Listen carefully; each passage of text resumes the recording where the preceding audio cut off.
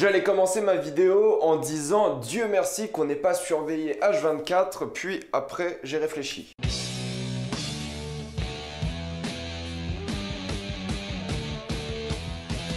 The Truman Show. Comme d'habitude, jusqu'à m'être indiqué dans le titre de la vidéo, il n'y aura pas de spoilers, parce que vous êtes tranquille, après on va tout spoiler. Truman Show est l'histoire d'un personnage qui s'appelle Truman qui sera constamment surveillé afin d'être diffusé sur toutes les télés du monde car c'est la star d'une série dont il n'est même pas au courant. On va suivre l'étape de sa vie où il se rendra compte qu'il est surveillé et il voudra donc s'échapper de ce monde fictif. Sûrement l'une des œuvres les plus référencées par des rappeurs aujourd'hui. Tous les rappeurs sont dans le Truman Show ou du moins en parlent. Je me demande vraiment si Truman Show aurait marché à l'ère d'internet, vu comment on balance toute notre vie sur internet et vu comment toutes les entreprises savent tout sur nous. Je pense pas que Truman aurait marché aujourd'hui. Ça serait intéressant de revisiter le concept à notre époque actuelle, mais il y a de fortes chances que ce soit beaucoup plus déprimant. Concept extrêmement fort qui est devenu culte par la suite. Truman Show c'est un film de Peter Weir de 1998 et le film est sûrement devenu culte pour deux raisons. C'est qu'il avait un concept très fort qui donne vraiment l'impression à plein de personnes de vivre un peu la vie de Truman et c'est un peu l'idée du film, on en parlera après, mais aussi parce que c'est un film extrêmement bien fait. C'est clairement l'un des films les plus visionnaires des années 90 et c'est toujours un plaisir de le revoir. Ça doit être la troisième fois que je le vois et à chaque fois je remarque des nouvelles choses. À chaque fois j'apprécie le film de plus en plus et cette fois-ci n'est pas une exception. Je dois admettre que la première fois que j'ai vu le film il y a une dizaine d'années quand j'avais 13 ans, j'ai pas trop aimé le film, j'ai trouvé ça un peu chiant, mais en grandissant au fur et à mesure des années j'ai commencé à vraiment l'apprécier et c'est vrai qu'avec cette troisième lecture j'ai vraiment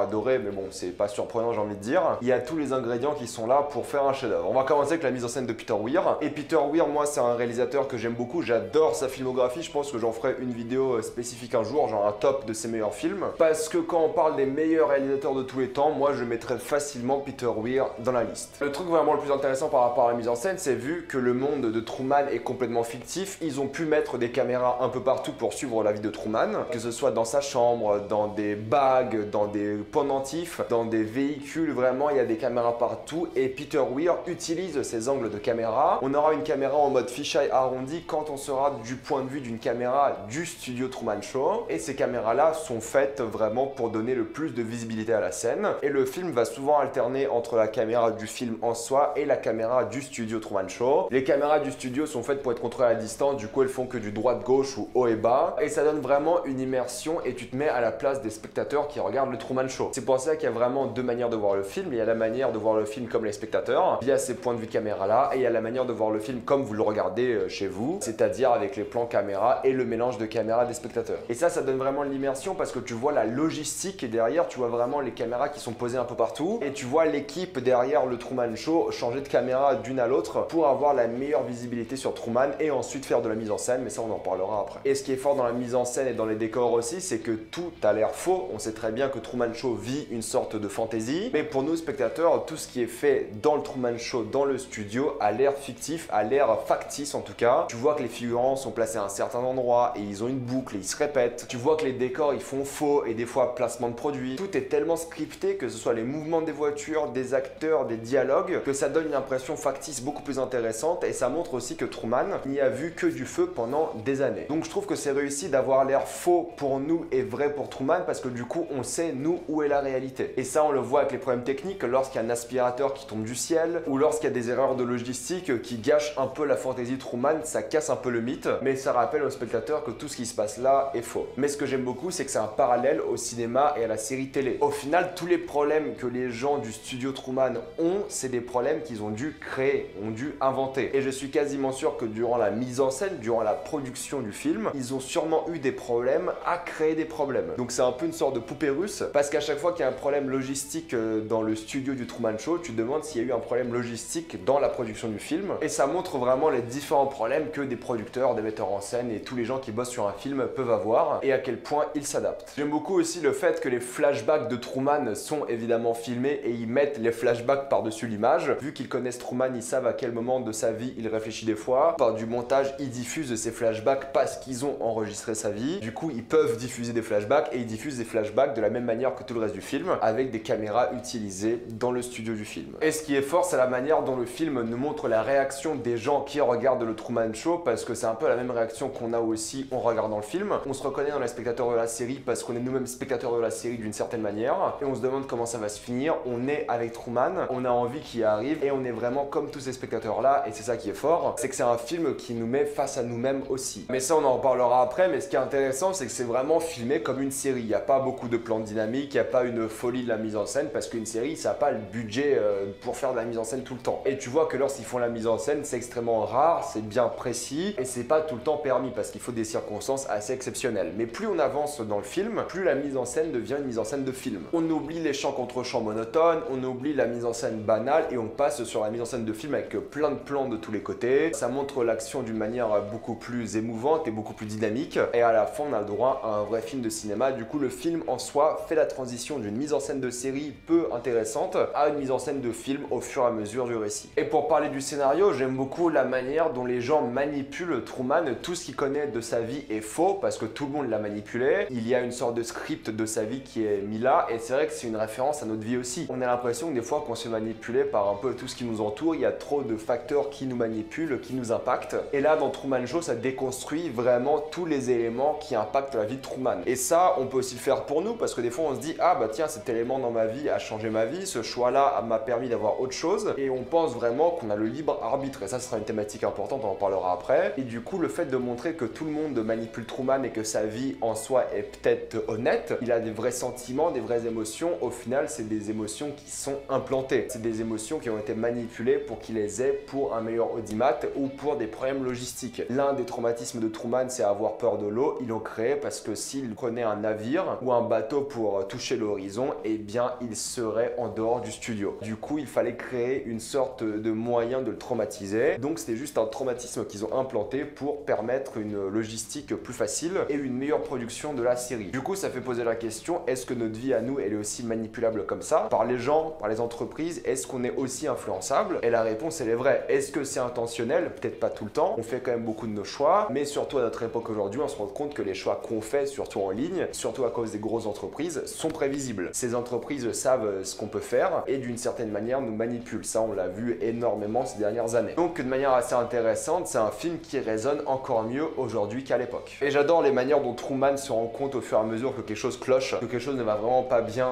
en dehors de ce studio-là et de cette fantaisie. Et j'adore la manière dont le scénario progresse de ce point de vue-là. C'est que Truman va presque arriver à la folie en se disant bordel, qu'est-ce qui se passe? Pourquoi tout a l'air d'être fait autour de moi? Et c'est les petites scènes comme ça, les petits détails, les petites choses qui vont un peu briser cette fantaisie, qui vont rendre l'histoire intéressante parce que c'est un peu une chasse au mystère, j'ai envie de dire. Truman, c'est un peu un détective, il a envie de savoir pourquoi cette vie-là est bizarre et pourquoi elle a l'air factice. Donc c'est ça qui fait gagner le film en rythme, c'est les petits détails à chaque fois, c'est les petites scènes qui rapprochent Truman de la vérité. Et c'est pour ça que c'est un film extrêmement simple à regarder aujourd'hui, c'est que tu as envie de savoir pourquoi il va se rendre compte de la réalité et comment surtout, et t'aimes suivre son aventure et t'as envie qu'il découvre la vérité. Un peu comme les spectateurs à la maison qui le regardent. Après, les petits détails que j'aime beaucoup, c'est les placements de produits. Par exemple, ça reste une série télé qui doit faire de l'argent, du coup il y a des gros placements de produits. J'aime beaucoup aussi des fois la fainéantise du scénario. Il y a un album photo par exemple, et il y a 3 femmes sur cet album photo et chaque femme a un prénom qui commence par J, Jeanne, Joanne et un truc comme ça, Jeannette. Ça montre juste qu'ils n'ont pas le temps d'étudier tous les éléments du scénario et tous les dialogues. Des fois, c'est pas important. Et comme je l'ai dit, j'aime beaucoup les différentes caméras cachées un peu partout dans les environnements de Truman. On les voit d'ailleurs dans le film. J'aime beaucoup aussi la lune qui est vraiment énorme et il n'y a aucune lune qui pourrait être aussi grande dans la vraie vie. Ça montre encore une fois que c'est un studio et pour Truman c'est normal d'avoir une lune aussi énorme. Et j'aime beaucoup les affiches de propagande pour faire changer Truman d'avis, surtout lorsqu'il s'agit de l'agence de voyage qui va mettre des posters d'avions qui se crachent ou qui sont foudroyés pour dissuader Truman de partir de la ville. Pour parler un peu des thématiques abordées par le film, la première phrase du film c'est que la fiction ne suffit plus aux gens et que les gens veulent de la réalité. Ils en ont marre de voir des acteurs qui jouent des fausses émotions et ils ont envie de voir quelque chose de concret et d'honnête. Et c'est un peu des choses que les gens aiment voir aussi, c'est la réalité. C'est peut-être pour ça aussi que les téléréalités cartonnent. C'est qu'on met des gens dans un concept fictif de cinéma et on les laisse jouer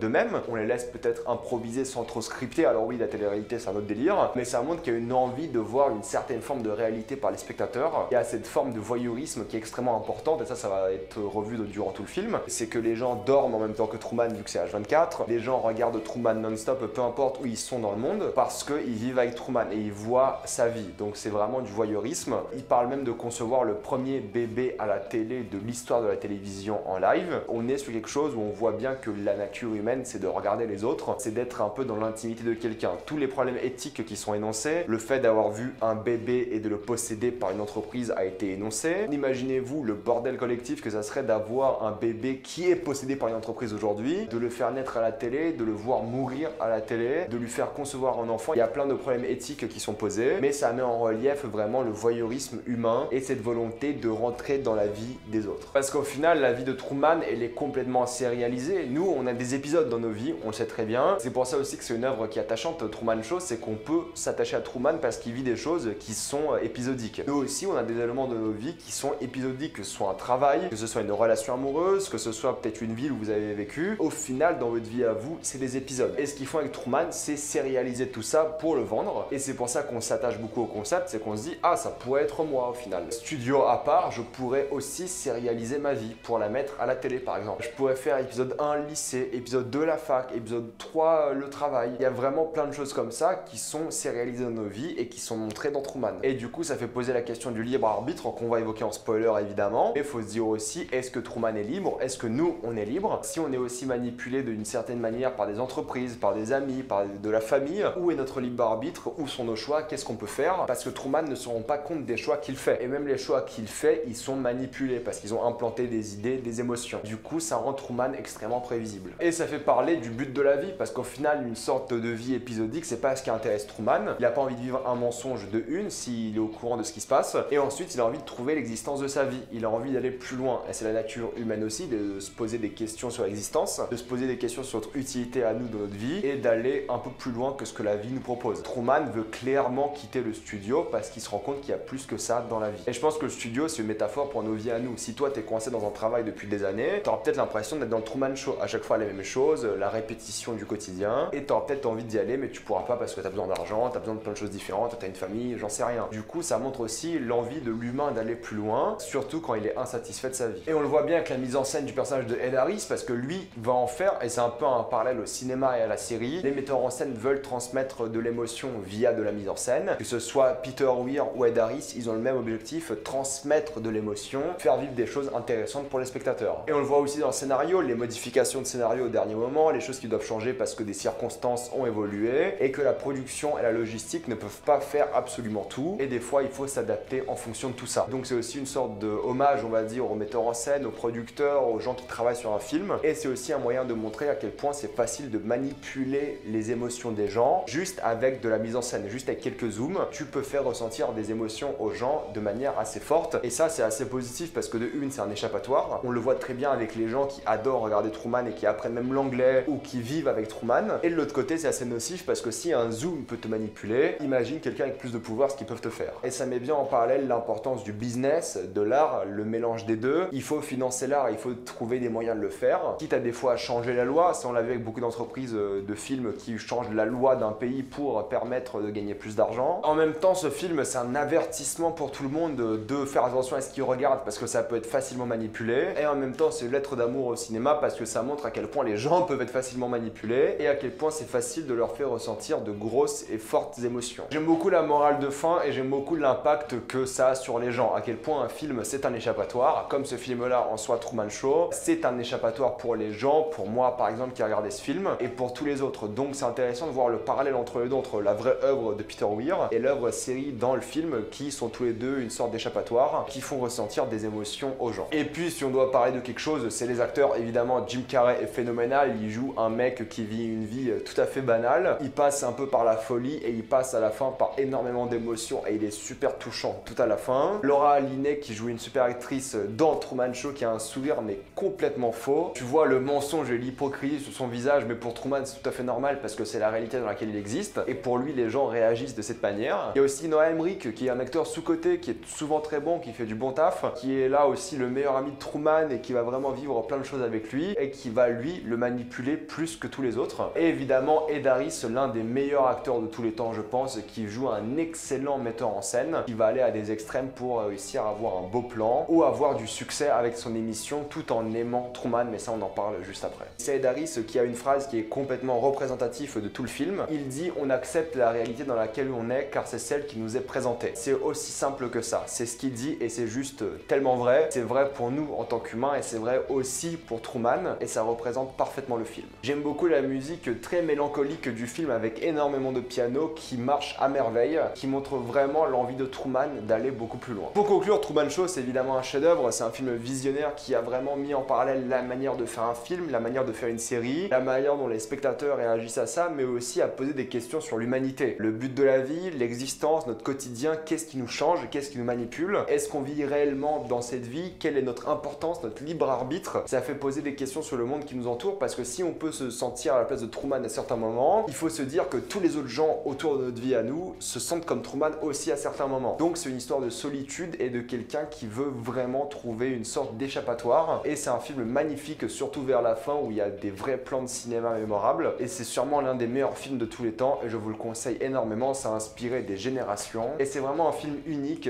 qui je pense il faut voir dans sa vie. Et les acteurs sont tous absolument grandioses et Peter Weir a été formidable. Peut-être pas la mise en scène la plus folle mais il est simple et extrêmement efficace comme Ed Harris qui fait la mise en scène simple mais elle aussi super efficace. Avant de passer en spoiler, pensez à vous abonner à la chaîne pour plus de vidéos, mettez un j'aime et partagez cette vidéo, ça aide beaucoup la chaîne. Si vous aimez la chaîne, pensez à soutenir gratuitement grâce au lien Utip ou en faisant un don ou en regardant une publicité, ça me fait un peu d'argent. Suivez-moi sur Instagram pour des critiques exclusives, suivez-moi sur Twitter pour toutes les news et on spoil.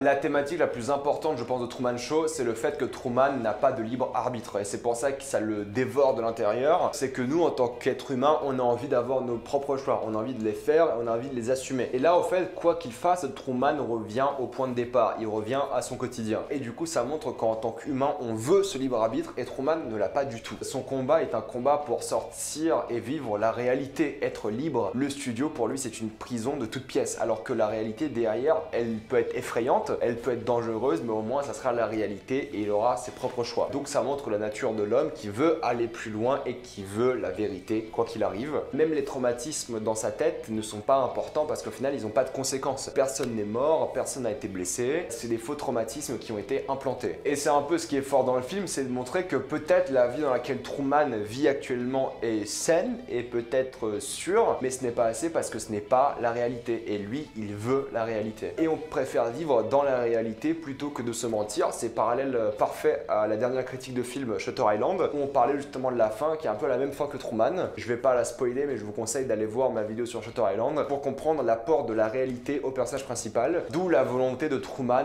de partir et d'être libre. Mais c'est vrai que j'aime beaucoup la scène où Truman a enfin compris le jeu et à quel point il essaie de le manipuler avec les différentes caméras et essaie de vivre sa propre vie en dehors de toute logistique, en dehors de toute caméra qui peut le surveiller. Et il a très bien compris que le meilleur moyen de le faire, c'est de prendre un bateau et de s'en aller. Avec son voilier, il va aller au loin jusqu'à toucher l'horizon. Et c'est symbolique, toucher l'horizon, c'est un truc qu'on dit souvent. Tu as envie d'aller plus loin que possible et l'horizon n'est jamais atteignable. Sauf que dans Truman, c'est tout à fait symbolique parce que l'horizon est atteignable et le personnage principal il arrive au bout de ses rêves et il arrive vraiment, encore une fois, à la réalité. C'est pour ça que ce magnifique plan où il touche le tableau peint est magnifique, c'est qu'il est arrivé au bout de son objectif. Et de manière générale, l'horizon, c'est l'objectif de l'homme, parce que l'homme a envie d'aller le plus loin possible dans sa vie et toucher cet horizon-là, c'est tout un symbole. Et ça montre le courage de l'homme et le fait d'aller aussi loin, ça permet de t'élever en tant que personne et littéralement il va monter des marches pour arriver à la liberté. Mais il faut admettre que la relation entre Truman et Christophe est absolument géniale, Christophe interprété par Ed Harris, parce qu'au final Christophe est le père de Truman,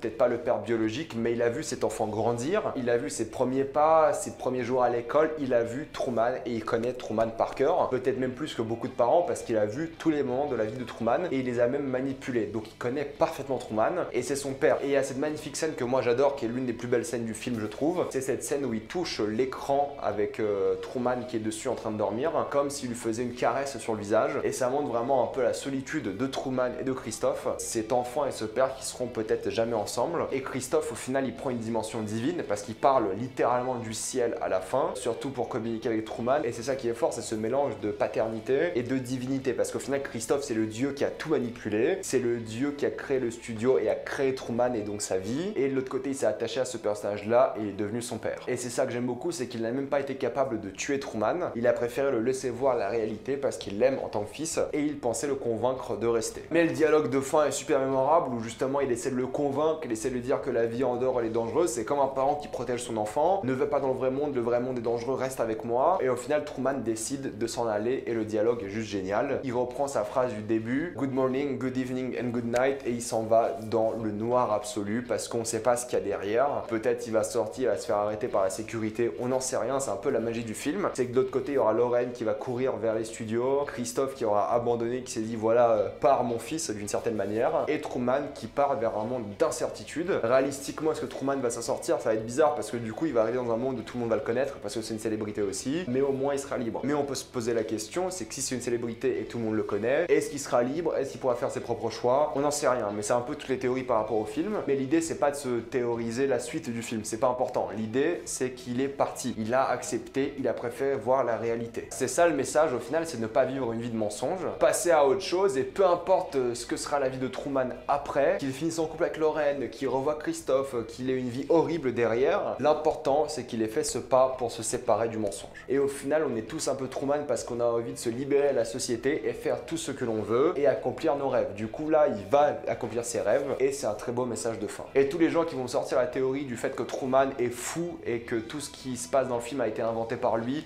arrêtez. Il y a un moment, faut arrêter avec ces théories à la con, ça gâche tout le film et ça n'a aucun sens. Je sais bien qu'il y a une maladie mentale ou du moins un problème psychologique qui a été appelé Truman à cause ou grâce au film comme vous voulez, mais arrêtez avec les théories à la con, prenez le film pour ce que c'est. Voilà, je vais m'arrêter là, c'est un film assez émouvant, juste en y pensant, je suis assez ému. Mettez-moi dans les commentaires ce que vous pensez de Truman Show, avez-vous adoré ou détesté tout ça dans les commentaires. Comme d'habitude, pensez à vous abonner à la chaîne pour plus de vidéos, mettez un j'aime et partagez cette vidéo, ça aide beaucoup la chaîne. Si vous aimez la chaîne, pensez à la soutenir gratuitement grâce au lien YouTube ou en faisant un don ou en regardant une publicité, ça me fait un peu d'argent. Suivez-moi sur Instagram pour des critiques exclusives, suivez-moi sur Twitter pour toutes les news et salut à tous.